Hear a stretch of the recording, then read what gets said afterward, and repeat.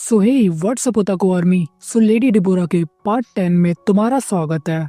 Last part में हमने देखा था डिबोरा सोचती है अगर वो आइसोडोर के ज्यादा पास रहेगी तो उसे बहुत ज्यादा बेनिफिट्स होंगे एंड मैं मिया को भी सरपास कर सकती हूँ। अब आगे हमें एक अलग सी जगह दिखाई जाती है जहाँ पर लेडी ओफेलिया जो कि मिया के साथ रहा करती थी वो कुछ लोगों के सामने अपने घुटनों के बल बैठी होती है। उनमें से एक पर्सन कहता है, मैडम ओफेलिया आपने हमें बहुत डिसअपॉइंट किया। तभी एक दूसरा पर्सन कहता है कि सर देखकर तो ऐसा लगता है कि आपकी ये जो स्लेव है इसको पालने का कोई फायदा नहीं हुआ। ये सुनकर वो काले कपड़ों वाला पर्सन कहता है, अगर जैसा हमने ओरिजिनली प्लान किया था सब कुछ वैसा ही चलता तो अभी तक तो सभी लोग मिया को इस तरह कह रहे होते कि वो सेंटेंस की रीइंकार्नेशन है। तभी ओफेलिया कहती है कि सर मेरी इन्वेस्टिगेशन के हिसाब से हमारी जितनी भी प्रॉब्लम्स है उन सभी की एक ही मेन जड़ है, डिबोरा सेम्योर। दूसरा पर्सन कहता है, क्या डिबोरा सेम्योर? ओफेलिया बताती है, यस सर, क्योंकि उसको संभालना बहुत ज्यादा डिफिकल्ट है। जितनी भी अपॉर्चुनिटीज मिया को मिलती थी लोगों के सामने आने की वो सभी डिबोरा की वजह से उसके हाथों से निकल जाया करती थी। ये सुनकर वो ब्लैक कपड़ों वाला पर्सन कहता है, वेल जहाँ तक मुझे पता है वो तो मास्टर ऑफ मेज टावर की बेटी है। अरे नहीं, अब तो सिचुएशन और भी ज्यादा अनोइंग होती जा रही है। तभी ओफेलिया कहती है, लेकिन अभी भी सेरिक प्रिंसेस ने अपनी जगह बनाई हुई है एंड अब क्योंकि वो बहुत ज्यादा इन्फ्लुएंशियल है तो मुझे लगता है कि डिबोरा सेम्योर भी अब इतनी बड़ी इशू नहीं है। अब यार देखो, सेरिक प्रिंसेस के बारे में यहाँ पर ज्यादा बताया नहीं हुआ, अगर आगे हमें पता लगता है कि ये कौन है तो मैं बता दूंगा। ये सुनकर दूसरा पर्सन कहता है, क्या क्या तुम्हारे पास कोई इसका क्लियर एविडेंस है? ये सुनकर फिर ओफेलिया कहती है, वैसे सर ये बस उसका लक है कि उसने बस कुछ फॉर्मूलाज को डिस्कवर कर लिया एंड उसको तो इवन माना को कंट्रोल करना भी नहीं आता, तो मुझे तो नहीं लगता कि वो दोबारा हमारे रास्ते में आएगी। तभी वो दूसरा पर्सन कहता है, अभी फिलहाल की ये जो सिचुएशन है इसमें हमें होली ब्लड का सप्लाई करने के लिए बहुत ही मुश्किलों का सामना करना पड़ रहा है एंड तुम लोगों को पता होना चाहिए कि हमारे पास अनलिमिटेड रिसोर्सेज नहीं है एंड इसी वजह से तुम्हारे पास बस ये आखिरी मौका है। तभी सीन शिफ्ट होता है, हमें डिबोरा को दिखाया जाता है। वो मनी मन कह रही होती है, मैंने इस बारे में बहुत सोचा कि आइसोडोर मेरे साथ इतना इन्वॉल्व क्यों रहता है। पहले मुझे लगा था कि वो मेरा यूज कर रहा है ताकि वो मेरे फादर से अच्छे रिलेशंस को बना सके, लेकिन अगर सच में यही रीजन होता तो इसका तो कोई सेंस ही नहीं बनता कि ऑक्शन के अंदर मिली हुई बुक को उसने डायरेक्टली मुझे दे दिया एंड मुझे नहीं लगता कि वो सच में मुझे पसंद करने लगा है। अरे यार इन दिनों मुझे पता नहीं क्या हो रहा है, बार बार मैं इसी बारे में सोची जा रही हूँ। लेकिन इसके अलावा जहाँ तक मुझे पता है नोवेल के अंदर आइसोडोर को इतना दिखाया नहीं गया था, लेकिन अब आइसोडोर स्टोरी के अंदर बहुत ज्यादा इन्वॉल्व हो चुका है एंड अब तो मुझे पक्का से लगने लगा है कि इसके और मास्टर के बीच में कुछ तो कनेक्शन है, क्योंकि आइसोडोर क्राउन प्रिंस का फ्रेंड है एंड मास्टर क्राउन प्रिंस का टैक्टिशियन है जो उनके लिए स्ट्रेटेजीज को बनाता है। तो क्राउन प्रिंस ही वो पर्सन है जो इन दोनों को एक साथ लिंक करता है एंड जितना मैं इस बारे में सोचती हूँ मैं और भी ज्यादा कंफ्यूज हो जाती हूँ। आइडिया, क्या मुझे आइसोडोर के ऊपर इंक्वायरी करनी चाहिए, वो भी किसी और गिल्ड से, क्योंकि मास्टर तो वैसे भी आइसोडोर का बहुत ही बड़ा फैन है एंड उसकी इन्वेस्टिगेशन के जितने भी डॉक्यूमेंट्स हैं उन सभी के अंदर बस आइसोडोर की तारीफ की गई है। इसी तरह जस्टिंग टूर्नामेंट के बाद कुछ दिन बीत जाते हैं। मैं अरमान को हैंडल करने में बहुत बिजी हो चुकी थी, लेकिन इसी बीच एक गेस्ट मेरा वेट कर रहा था। तभी हमें दिखाया जाता है ऑरिक्स मार्केन को। वो डिबोरा से कहता है, माय लेडी मैं सच में अपना डेप्थ रिपे करना चाहता हूँ। फिर एक सर्वेंट कहता है, मिस मुझे माफ करना, लेकिन ये पर्सन मेरे पीछे ही पड़ गया था, ये आपसे मिलने को कुछ ज्यादा ही डेस्परेट था। ये सुनकर डिबोरा कहती है, क्या इसको मुझसे मिलना था? फिर वो उससे कहती है, अरे क्या तुम वही नहीं हो जिसने जस्टिंग टूर्नामेंट के अंदर पार्टिसिपेट भी किया था? फिर ऑरिक्स कहता है, यस माय लेडी मैं ही ऑरिक्स मार्केन हूँ एंड मुझे तो सच में विश्वास ही नहीं होता कि आपको मैं अभी तक याद हूँ। फिर वो कहती है, हाँ हाँ ये सब तो ठीक है, लेकिन आखिर तुम किस तरह का फेवर रिटर्न करना चाहते हो मुझे? ऑरिक्स कहता है, वो इसीलिए माय लेडी क्योंकि टूर्नामेंट वाले दिन आपकी स्टोर ने जो ड्रिंक्स को डिस्ट्रीब्यूट किया था उसकी वजह से मैं अच्छे से परफॉर्म कर पाया। By the way Armaan shop की ओनरशिप डिबोरा के पास है। इस बारे में ऑरिक्स को पता कैसे लगा? क्योंकि ये बात डिबोरा ने अभी तक पब्लिकली अनाउंस नहीं करी थी। पता नहीं यार, ये राइटर भी ना इस तरह के लूप होल्स बीच में दे देती है। Anyways back to the story. Orix कहता है, माय लेडी मैं आपसे सच कहूंगा, मेरी फैमिली बहुत ज्यादा डेप्थ में थी, तो इसी वजह से वो लोग मेरी सिस्टर को बेचना चाहते थे ताकि थोड़े पैसों का इंतजाम हो सके एंड मैं भी एक मर्सनरी ग्रुप को ज्वाइन करने वाला था। लेकिन मैं बहुत लकी था कि टूर्नामेंट का प्राइस पूल मुझे मिला जिसकी मदद से मैंने अपनी सिस्टर को बचा लिया एंड मैं एक नाइट के हुनर को एंजॉय भी कर सकता हूँ। अब मुझे मर्सनरी ज्वाइन करने की अब कोई भी जरूरत नहीं है एंड ये सब सिर्फ आप ही की वजह से पॉसिबल हो पाया। फिर डिबोरा कहती है, ओ तो ये तुम्हारी कहानी है। और मन में कहती है कि ये मुझे बस थैंक्स करके भी जा सकता था, बट नहीं, ये मुझे रीपे करना चाहता है। कितनी कमाल की पर्सनालिटी है इसकी। फिर वो उसके सर्वेंट मैनेजर से कहती है, क्या तुम थोड़ी देर के लिए यहाँ से जाओगे? फिर वो मैनेजर कहता है, मैं समझ गया माय लेडी, तो मुझे वापस जाना चाहिए। फिर वो ऑरिक्स से कहती है, मैं समझती हूँ कि तुम किस तरह फील कर रहे हो उस वक्त, लेकिन आखिर तुम मुझे रीपे करोगे कैसे? ये सुनकर ऑरिक्स कहता है, माय लेडी, मेरे पास जितनी भी स्ट्रेंथ है मैं उसको आपकी प्रोटेक्शन के लिए यूज करूंगा। फिर डिबोरा कहती है, इस साल का जो जस्टिंग टूर्नामेंट था उसके तुम हॉट टॉपिक थे, तो मैं पक्का श्योर हूँ बहुत सारी नोबल फैमिलीज ने तुमसे कांटेक्ट करने की कोशिश की होगी, लेकिन इसके बावजूद तुम मेरे अंडर काम करना चाहते हो। लेकिन मैं तुम्हें बता दूं, मेरे पास तुम्हें देने के लिए ज्यादा कुछ नहीं है। फिर ऑरिक्स कहता है, माय लेडी, एक नाइट होने के नाते ये बहुत होनर की बात होगी कि मैं आपको सर्व कर सकता हूँ, एंड इन रिटर्न मुझे आपसे कुछ भी नहीं चाहिए। ये सुनकर डिबोरा मनी मन कहती है, अरे बाप रे, ये तो बिल्कुल परफेक्ट है मेरा स्लेव नंबर 3 बनने के लिए। वैसे देखा जाए तो पहला आइसोडोर है, दूसरा बेलैक, तो अब तीसरा ऑरिक्स भी बन गया। एनीवेज, आगे डिबोरा कहती है, अगर ऐसी बात है तो मैं तुम्हारे सामने अपनी आइडेंटिटी को रिवील करने वाली हूँ। ये सुनकर ऑरिक्स थोड़ा कंफ्यूज हो जाता है। उसको देखकर डिबोरा मन में कहती है, इसको देखकर ऐसा लग रहा है कि ये थोड़ा सरप्राइज हो गया। वेल, मुझे नहीं लगता कि किसी ने गैस भी किया होगा कि अरमांड की रियल ओनर मैं डिबोरा सेम्योर हूँ, बट तुम वो पहले पर्सन होंगे जिसको मैं ये सीक्रेट बताने वाली हूँ। ओ अच्छा, तो इसका मतलब ऑरिक्स को अभी तक नहीं पता कि अरमांड का ओनर कौन है। वो तो बस यहाँ पर थैंक्स करने आया था, क्योंकि टूर्नामेंट वाले दिन उन सभी ड्रिंक्स को डिबोरा ने ही स्पॉन्सर करवाया था।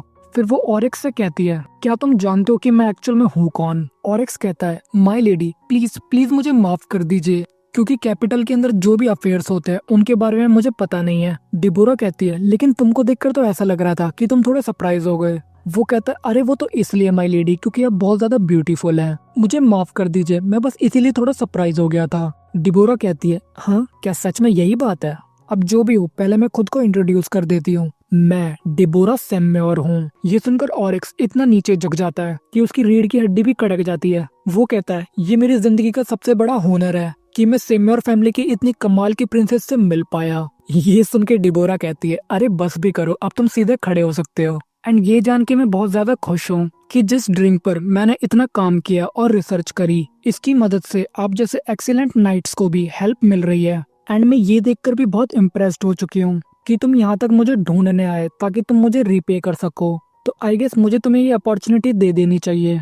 मैं तुमको सेम्योर नाइट ऑर्डर के अंदर एक्सेप्ट करती हूँ, जिससे तुम थोड़ा सीख सको और वहाँ पे अपनी स्ट्रेंथ को ग्रो कर सको। फिर वो हमें बताती है, सेरिक्स और बेलोगिस ये 2 फैमिलीज हैं जिन्होंने ऑरिक्स को अप्रोच किया था ताकि वो उसे अपने पास रख सके, लेकिन हमारा सेम्योर नाइट ऑर्डर भी उनसे कुछ कम नहीं है। वेल, क्योंकि हमारी फैमिली मैजिक में ज्यादा स्ट्रांग है, तो ये तो नॉर्मल सी बात है कि हमारा जो नाइट ऑर्डर है वो थोड़ा वीक होगा। लेकिन हमारी फैमिली ने अभी भी कुछ प्राइवेट सोल्जर्स को रखा हुआ है जो अकेले ही हजारों की तादाद में दुश्मनों को धूल चटा सकते हैं। एंड क्योंकि हमारी फैमिली पूरे एम्पायर के अंदर 4 बड़ी फैमिलीज के अंदर आती है, इसीलिए हमारा नाइट ऑर्डर बाकी से तो बेटर है। आगे ऑरिक्स बहुत डेस्परेटली बोलता है, माय लेडी, मैं सेम्योर नाइट ऑर्डर को बिल्कुल ज्वाइन कर सकता हूँ, ये तो मेरे लिए बहुत होनर की बात होगी। फिर डिबोरा उसके सामने एक कॉन्ट्रैक्ट रखती है और कहती है, ये एक कॉन्ट्रैक्ट है जिसके अंदर लिखा है कि आज के बाद से तुम मेरे वैसल बन के काम करोगे। तो सर ऑरिक्स, तुम्हें बस यहाँ पर साइन करना है। लेकिन ऑरिक्स तो बस उस कॉन्ट्रैक्ट को घूर घूर के देख रहा था।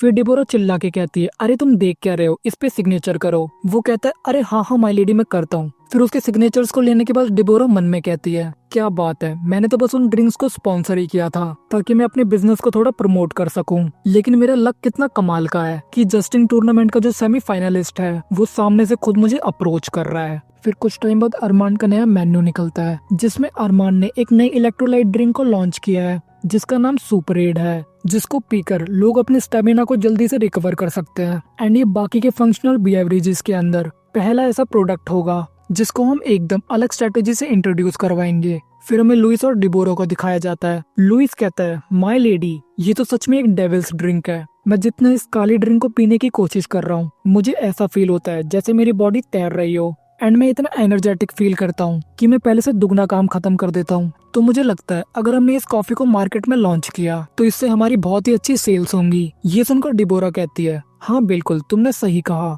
हमने सुपरेड ड्रिंक्स के लिए अलग ब्रांच बना दी फंक्शनल बेवरेज लाइंस के नाम से। जिसे इंस्टेंटली स्टेमिना चाहिए वो सुपरेड को ले सकता है, एंड अगर किसी को कंसंट्रेशन इंक्रीज करनी है ताकि उनका दिमाग थोड़ा तेज चल सके, तो वो कॉफी ले सकते हैं। फिर लुइस कहता है भले ही इसका टेस्ट थोड़ा कड़वा है, लेकिन फिर भी इसके इफेक्ट्स बहुत ज्यादा पॉपुलर हो जाएंगे, स्पेशली मेरे जैसे वर्कaholic पर्सन के लिए, तो जिसको पूरा दिन बहुत ज्यादा काम रहता है। ये सुनकर डिबोरा मनी मन कहती है वैसे देखा जाए तो कॉफी का टेस्ट बहुत स्वीट और टेस्टी होना चाहिए, लेकिन यहाँ पर हमारे पास प्रॉपर बैरिस्टा नहीं है। तो यार देखो, बैरिस्टा एक तरह का कॉफी इंग्रेडिएंट होता है जो अब रियल लाइफ के अंदर भी बहुत कम मिलता है। तो राइटर ने सेम चीज यहाँ पर डाल दी कि अगर हमारे पास बैरिस्टा रहता तो कसम से कॉफी बहुत ज्यादा टेस्टी हो जाती। तभी सीन शिफ्ट होता है, हमें एक पर्सन को दिखाया जाता है जो कि बहुत ज्यादा गुस्से में होता है। वो कहता है आखिर नायरा का रेवेन्यू इतना कम क्यों हो गया? हे मैनेजर, आखिर ये सब चल क्या रहा है, क्या तुम मुझे एक्सप्लेन करोगे? फिर वो मैनेजर घबराते हुए कहता है वो ग्रुप लीडर,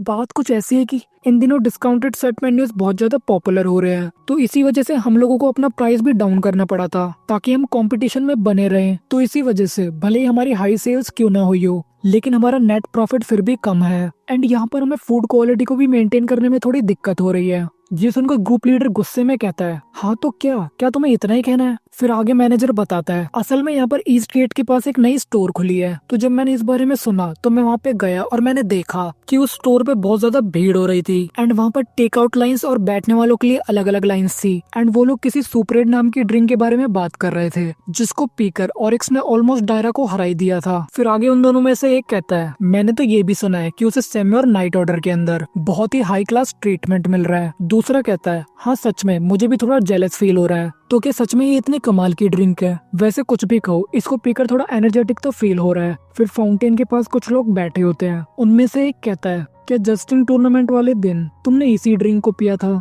लेकिन ये तो बिल्कुल टेस्टलेस है, इसका कोई फ्लेवर ही नहीं है। ये सुनकर दूसरा कहता है लेकिन फिर भी क्या तुम्हें ये रिफ्रेशिंग नहीं लग रही? वेल हाँ, जब तुम बहुत ज्यादा थके हो तब तुम इसको ड्रिंक करो तो इसके इफेक्ट्स बहुत ज्यादा अच्छे होते हैं। इसको सुपरेट ऐसे ही नहीं बोला जाता, कसम से ये तो कमाल की ड्रिंक है। और उनकी यही सब बातें पेड़ के पीछे से नारिया का मैनेजर भी सुन रहा होता है। फिर प्रेजेंट में यही सब बातें वो ग्रुप लीडर को बता रहा होता है और कहता है सर, अरमान की जो टेक आउट सर्विसेज है एंड उसकी जो सुपर एट ड्रिंक है, जस्टिन टूर्नामेंट के अंदर उसे बहुत ज्यादा प्रमोट किया गया था, तो मुझे तो यही लगता है कि इसी वजह से वो लोग ज्यादा कस्टमर्स को अट्रैक्ट कर पा रहे हैं। ये सुनकर वो ग्रुप लीडर गुस्से में कहता है हाँ बिल्कुल, सुना तो मैंने भी है उनके बारे में। वो बेकार सी स्टोर जब से वो ओपन हुई है उसने मेरी नाक में दम कर रखा है। फिर वो उसके मैनेजर पे चिल्लाते हुए कहता है क्या मैंने तुमसे ये नहीं कहा था कि तुम उनको कॉपी करो, लेकिन तुमने फिर से गड़बड़ कर दी। ग्रुप लीडर को इतना गुस्से में देखकर वो मैनेजर बहुत ज्यादा घबरा जाता है। वो ग्रुप लीडर कहता है तुम्हें अच्छे से पता होना चाहिए कि मैं वेस्ट गेट प्लाजा के सबसे बड़े मर्चेंट ग्रुप का लीडर बन कैसे पाया।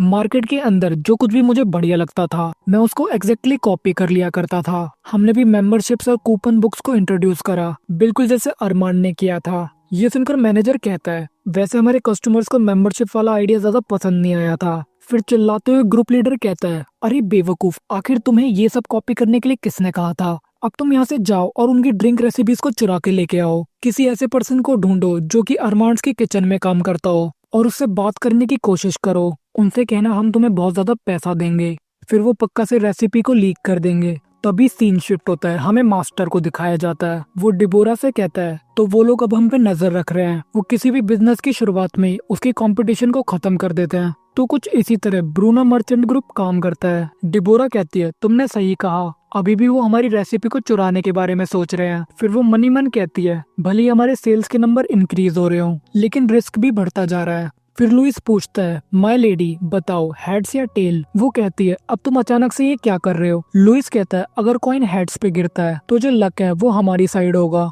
फिर डिबोरा हंसते हुए कहती है हो तो अच्छा ऐसी बात है, तो चलो हम हेड्स ही चूज करते हैं। वैसे भी जिस ब्रूनो मर्चेंट ग्रुप के एम्प्लॉय ने अप्रोच करने की कोशिश करी थी हमें ताकि वो हमारी सीक्रेट रेसिपी चुरा सके, इसके बारे में हमारे वर्कर ने स्टोर मैनेजर को पहले ही इन्फॉर्म कर दिया था। अब क्योंकि अरमांड के अंदर हम इंसेंटिव पॉलिसीज को चलाते हैं ताकि स्टाफ और अच्छे से काम करने के लिए एनकरेज हो, इसीलिए ये सब पॉसिबल हो पाया। एंड अब क्योंकि मैजिक टूल अरमांड के कोर हैं, वैसे तुम यहाँ पर देख ही सकते हो यहाँ पर मैजिक टूल्स के नाम पे मिक्सी और ग्राइंडर जैसे इलेक्ट्रिक मशीन्स के बारे में बात हो रही है। तो खाली रेसिपी को चुराना कॉफी नहीं है, हाँ वैसे सुपर 8 के केस में रेसिपी बहुत ज्यादा इंपॉर्टेंट है, इसलिए हम उसके इंग्रेडिएंट को अरमान पहुंचने से पहले मिक्स कर देते हैं। तो किसी भी एम्प्लॉय को रेसिपी के बारे में पता ही नहीं है। लेकिन भले इस बार हम मुसीबत आने से पहले बच गए, बट मुझे तो इस बारे में सोच के बहुत चिंता हो रही है कि अगली बार वो किस तरह की इवल स्कीम बनाएंगे। ये सुनकर लुइस कहता है हमें एक सीन क्रिएट करना पड़ेगा जिससे वो ऐसा करने के बारे में सपनों में भी ना सोचे। तो चलो हम लोग एक फेक रेसिपी को लीक कर देते हैं और इसको कुछ इस तरह मॉडिफाई करेंगे कि इसको बनाने की प्रोडक्शन कॉस्ट और लेबर बहुत ज्यादा एक्सपेंसिव होगी। ये सुनकर डिबोरा मनी मन में कहती है जैसा कि मैंने एक्सपेक्ट किया था, मास्टर तो इस काम में एक्सपर्ट है। फिर डिबोरा कहती है अरे रुको, मेरे दिमाग में भी कुछ आ रहा है। अब क्योंकि बेलेक जो मैजिकल टूल्स बनाता है उसके अंदर भी 30% शेयर मेरे हैं, तो क्या हमें उनको भी बेचना चाहिए। लुइस कहता है माय लेडी, क्या आप उन कुकिंग टूल्स के बारे में बात कर रहे हैं जो कि मेंशन डे ने परचेज किए थे। फिर डिबोरा कहती है तुमने सही कहा, अगर हर दूसरे बिजनेस के पास किसी ऐसे टूल का एक्सेस होगा जो कि तुम्हारे पास नहीं है, तो क्या इससे तुम्हें भारी इम्पैक्ट नहीं होगा। ये सुनकर मास्टर पूछता है माय लेडी, आखिर आप कहना क्या चाहती हैं। डिबोरा बताती है हमारे पास जो पेटेंट है उसकी एक और एडवांटेज है, आप चाहें तो आपके प्रोडक्ट्स को किसी भी पर्सन के लिए बैन कर सकते हैं जिसको आप पसंद नहीं करते। एंड इसके बाद ब्रूनो मर्चेंट ग्रुप के साथ फ्यूचर में हम किसी भी तरह का बिजनेस नहीं करेंगे। वेल यार, आई एम प्रिटी श्योर तुम में से बहुत लोगों को डिबोरा का प्लान समझ में नहीं आया होगा, तो यार डोंट वरी, मैं तुम्हें बताता हूँ जितने भी मशीन टूल्स का यूज अरमान के अंदर होता है ताकि वो सुपर 8 जैसी रेसिपी को बना सके, उन सभी मशीन्स का पेटेंट डिबोरा के पास है। तो अगर ये इन मशीन्स को मार्केट में सेल भी करती है तो जितने ज्यादा लोग इस मशीन को खरीदेंगे साथ के साथ डिबोरा को भी उतना ज्यादा प्रॉफिट होगा।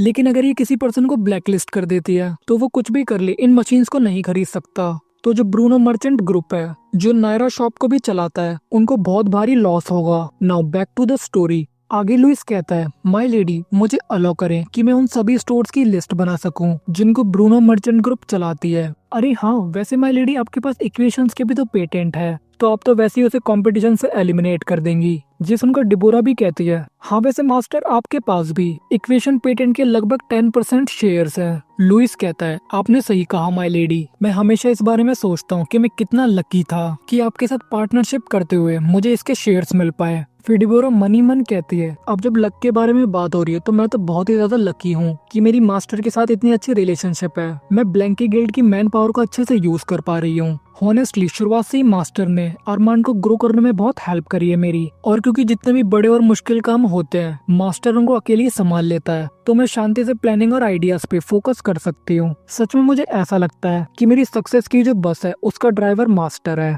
जब मैं फर्स्ट टाइम मास्टर से मिली थी मेरे अंदर थोड़ा डर था, मुझे ये बहुत मिस्टीरियस लगता था, लेकिन कुछ वक्त बीतने के बाद मेरा सबसे बढ़िया पार्टनर बन चुका है। मेरे हर तरह के बिजनेस और प्रमोशनल आइडियाज को ये सपोर्ट करता है। जब कभी मुझे सजेशंस चाहिए होती हैं ये मुझे देता है। अब तो मुझे ये जानने की बहुत ज्यादा क्यूरियोसिटी हो रही है कि मास्टर रियलिटी में है कौन। नोवेल के अंदर भी जो क्राउन प्रिंस था वो भी बस इतना ही जानता था कि ये एक सीक्रेट ऑर्गेनाइजेशन का लीडर है, इससे ज्यादा कुछ नहीं। लेकिन जब कभी भी आइसोडोर का मैटर होता है ये हमेशा बीच में अपना ओपिनियन देता है। पक्का इसके और आइसोडोर के बीच में कोई तो अलग रिलेशन है जो कि मुझे नहीं पता, और इसी वजह से मैं सोच रही थी कि क्या मुझे किसी और इन्फॉर्मेशन गिल्ड से कांटेक्ट करना चाहिए ताकि मैं आइसोडोर को इन्वेस्टिगेट कर सकूं। लेकिन अगर इस बारे में मास्टर को पता लग गया तो पता नहीं ये किस तरह रिएक्ट करेगा। मुझे मास्टर के साथ अच्छी रिलेशनशिप बनाए रखनी है, तो आई गेस ये मुझे नहीं करना चाहिए। फिर डिबोरा कहती है वेल मास्टर। वो कहता है यस माय लेडी, बोलिए आपको क्या कहना है। वैसे सर आइसोडोर के बारे में चलो छोड़ो, रहने दो। लुइस कहता है अरे क्या बात हो गई माय लेडी, आप रुक क्यों गई। वो कहती है अरे कुछ नहीं, ये इतना इम्पोर्टेंट नहीं है। लुइस कहता है लेकिन फिर भी मैं जानने के लिए थोड़ा क्यूरियस हूँ। फिर डिबोरा कहती है अगर तुम्हें सच में जानना है तो तुम्हें 9 गोल्ड और 99 सिल्वर उसके आगे कहने से पहले ही। लुइस कहता है मैं आपको 10 गोल्ड दूंगा। ये सुनकर डिबोरा मनी मन कहती है मैं जानती थी जब कभी भी आइसोडोर के बारे में बात होती है तो ये बिल्कुल डिफरेंट रिएक्ट करता है। इन दोनों के बीच में पक्का से कुछ तो गड़बड़ है एंड मुझे ये पता करना ही होगा। फिर वो लुइस से कहती है अरे मैं तो बस जस्टिंग टूर्नामेंट के अंदर सर आइसोडोर की परफॉर्मेंस से बहुत ज्यादा इम्प्रेस हो गई थी, एंड ये एक बहुत ही अच्छा आइडिया था कि हमने उसकी हेल्प से हमारे बिजनेस को प्रमोट किया। जो कुछ भी आइसोडोर करता है सभी लोग उसको फॉलो करते हैं। तो बस मुझे यही कहना था, तो मैं अपने 10 गोल्ड्स को ले रही हूँ। ओके।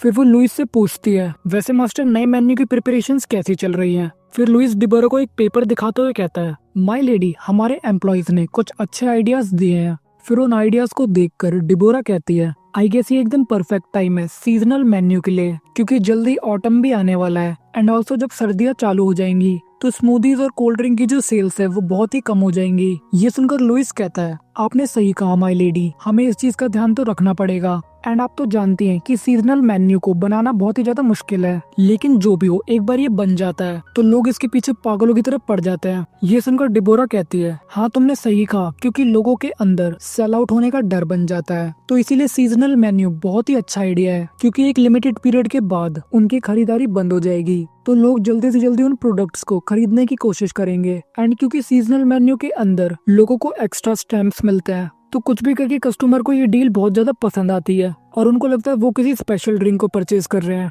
एंड अगर बिजनेस वाइज भी देखा जाए तो सीजनल इंग्रेडिएंट्स का यूज करके हम प्रोडक्शन कॉस्ट को भी कम कर सकते हैं। और ये तो अरमान का प्राइड है कि हमारे मेन्यू के अंदर इतनी सारी वेराइटीज हैं। एंड हमारे स्टोर के जितने भी स्टाफ मेंबर्स हैं वो भी सीजनल मेन्यू को बनाने के लिए हमारी बहुत ज्यादा हेल्प कर रहे हैं। फिर लुइस कहता है, वैसे माय लेडी अभी भी गर्मियाँ चल रही हैं एंड जल्दी रेनी सीजन भी स्टार्ट होने वाला है, तो हमें अगले सीजन के लिए भी जल्दी प्रिपरेशन करनी पड़ेगी, नहीं तो हमारी सेल्स बहुत कम हो जाएंगी। फिर डिबोरा कहती है, अरे नहीं, रेस्टोरेंट वाले बिजनेस को हम इसी तरह रेगुलर चलाएंगे। क्या तुम जानते हो यहाँ पर एक ऐसा तरीका है जिसके जरिए हमारी सेल्स मेंटेन रहेगी। ये सुनकर लुइस पूछता है, लेकिन कैसे? डिबोरा बताती है, मैं स्टोर मैनेजर से अच्छे से बात कर लूंगी ताकि वो रेनी सीजन के लिए प्रिपरेशन कर सके। तो आई गेस अब मुझे यहाँ से जाना चाहिए। तभी सीन शिफ्ट होता है, हमें बेलेक को दिखाया जाता है। सामने से डिबोरा उसे आवाज लगाती है, बेलेक। उसे देखकर बेलेक मन ही मन कहता है, मुझे तो विश्वास ही नहीं हो रहा कि मैं अपनी छोटी सिस्टर से बहुत ज्यादा क्लोज आते जा रहा हूँ। डिबोरा कहती है, तो मेरे लिए तुम्हें ये बनाना होगा। उस पेपर को देखकर बेलेक कहता है, आखिर ये क्या है? कुछ ऐसा बनाओ जो कम गर्मी के अंदर भी बहुत ज्यादा स्पीड में स्पिन कर सके। Are you serious? क्या तुम मजाक कर रही हो? डिबोरा कहती है, क्या तुम्हें मेरे फेस को देखकर ऐसा लग रहा है कि मैं मजाक कर रही हूँ? फिर बेलेक पूछता है, डिबोरा आखिर तुम अब क्या प्लान कर रही हो? इन टूल्स का तुम्हें क्या काम आ गया? तुम्हें पता होना चाहिए कि भले ही हमारी फैमिली इतनी सुपीरियर क्यों ना हो, लेकिन फिर भी अगर तुम किसी लोअर रैंक के नोबल से पंगा लेती हो तो उसे तो हमारी फैमिली अच्छे से कवर कर सकती है, लेकिन अगर तुमने किसी बड़े नोबल से पंगा ले लिया तो तुम्हें कोर्ट जाने से कोई भी नहीं रोक सकता। ये सुनकर डिबोरा कहती है, आखिर अब तुम ये क्या बकवास कर रहे हो? ऐसा कुछ भी नहीं है। बेलेक कहता है, मुझे तो ऐसा लगता है कि ये कुछ ऐसा है जो पॉइजनस लिक्विड को भी गर्म करके गैस में बदल दे ताकि तुम सीक्रेटली इसे फैला सको। ये बहुत ही ज्यादा डेंजरस हो सकता है। इसकी ये सब बकवास सुनकर डिबोरा कहती है, अब तुम फिर से मुझ पे अजीब अजीब से शक करने लग गए। वो कहता है, आखिर मैं तुम पे कैसे ट्रस्ट कर सकता हूँ, क्योंकि तुम हो इतनी मर्सीलेस। तुम एक नॉर्मल कॉन्ट्रैक्ट को भी स्लेव कॉन्ट्रैक्ट में बदल देती हो। आखिर तुम सिमिलर फैमिली के होने वाले हेड से इस तरह कैसे बिहेव कर सकती हो? तुम्हें पता होना चाहिए कि मैं तुम्हारा ओल्डर ब्रदर हूँ। फिर डिबोरा कहती है, क्या कहा तुमने? Older brother?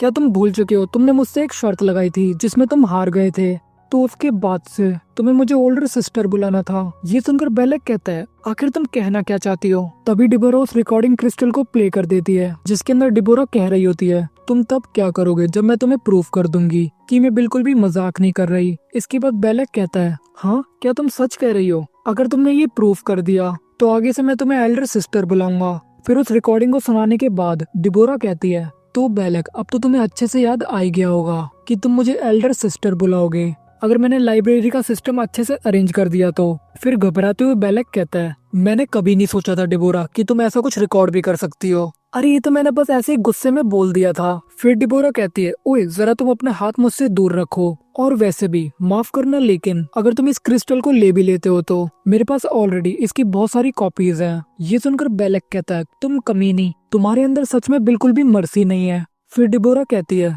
अरे तुम चिंता मत करो, जब तक तुम मेरे लिए मैजिक टूल्स को बनाते रहोगे मैं तुम्हें एल्डर सिस्टर बोलने के लिए फोर्स नहीं करूंगी, लेकिन अगर तुमने मेरे वेसल्स को बुली करने के बारे में सोचा तो शायद मेरा मन बदल जाए। फिर ये सब सुन के बेलेक कहता है, तुम तो सच में शैतान हो डिबोरा। फिर डिबोरा कहती है, क्या सच में मैं तुम्हें शैतान लगती हूँ? क्या तुम जानते हो अगर मेरे सच में कोई बुरे इंटेंशंस होते तो अभी तक मैं इस रिकॉर्डिंग को रोजार्ड को दे चुकी होती। फिर बेलेक मनी मन कहता है, वैसे देखा जाए तो ये सच ही कह रही है। फिर वो कहता है, डिबोरा ये तो तुमने बड़ी छोटी बात कर दी, आखिर आर्टिफैक्ट्स को बनाने के लिए तो मैं जीता हूँ, तो तुम इस प्रोजेक्ट को मुझ पे छोड़ दो, मुझसे जितना जल्दी होगा मैं तुम्हें इन टूल्स को रेडी करके दूंगा। फिर डिबोरा कहती है, बहुत बढ़िया, तो बीच बीच में मैं प्रोग्रेस को चेक करने आती रहूंगी। एंड हाँ, जो ब्लूप्रिंट मैंने तुम्हें दिया है उसके अंदर जो सेंटर वाला पार्ट है वो परफेक्ट नहीं है, तो तुम्हें थोड़ा हार्ड वर्क ज्यादा करना पड़ेगा। ये कहकर डिबोरा वहाँ से चली जाती है। उसके बाद बेलेक रोते हुए कहता है, आखिर मेरे साथ ही ऐसा क्यों होता है। फिर थोड़ी देर बाद हमें डिबोरा को दिखाया जाता है।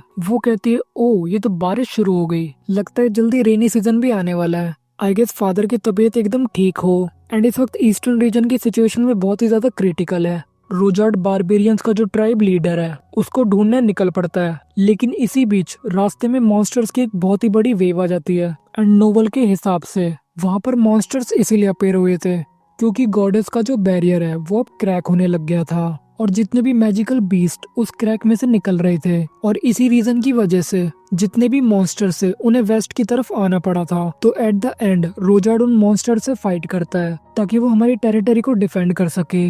एंड फिर सिचुएशन को संभालते हुए ड्यूक ने भी मैजिक डिपार्टमेंट के कुछ नाइट्स को अरेंज कर लिया था, और इस सब के बीच मिया की जो डिवाइन पावर्स थी वो बहुत ज्यादा बढ़ चुकी थी एंड उसे बहुत ज्यादा अपॉर्चुनिटीज मिल रही थी। ये सभी लोग हर मुमकिन कोशिश करेंगे ताकि वो डेंजर को अवॉइड कर सके, लेकिन मुझे कुछ भी करके ये पता करना होगा कि आखिर वो बैरियर टूटा कैसे। अरे यार सच में कभी कभी तो मुझे ऐसा फील होता है कि आखिर मैंने इस नोवेल को अच्छे से पूरा पढ़ा क्यों नहीं, क्योंकि यहाँ पे बहुत सी ऐसी चीजें हैं जिनके बारे में मुझे पता नहीं है। फिर वो वॉच को देखते हुए कहती है, अरे ये तो टाइम हो चुका है, अभी मुझे एंड्रिक को पढ़ाने भी जाना है। तभी सीन एंड्रिक के पास शिफ्ट होता है। वो बहुत ज्यादा घबरा रहा था एंड लास्ट नाइट के बारे में सोचता है, जहाँ पर एंड्रिक की जो ट्यूटर है वो बहुत गुस्से में कह रही थी, यंग मास्टर इन दिनों भले ही आप अकेडमी के अंदर फर्स्ट रैंक पे आ रहे हो, लेकिन मुझे सुनने में आया है हर सेमेस्टर में आपकी परफॉर्मेंस कम होती जा रही है, तो आपको और भी ज्यादा मेहनत करने की जरूरत है, स्पेशली अगर आप फैमिली हेड को डिसअपॉइंट नहीं करना चाहते। तो ये सब सुनकर एंड्रिक बहुत ज्यादा डिप्रेस्ड हो जाता है। फिर मनी मन कहता है, इन दिनों पता नहीं क्यों मैं खुद को बहुत ही थका हुआ महसूस करता हूँ। तभी उसकी नजर सामने की तरफ एक पेंटिंग पर पड़ती है। उसे देखकर वो कहता है, क्या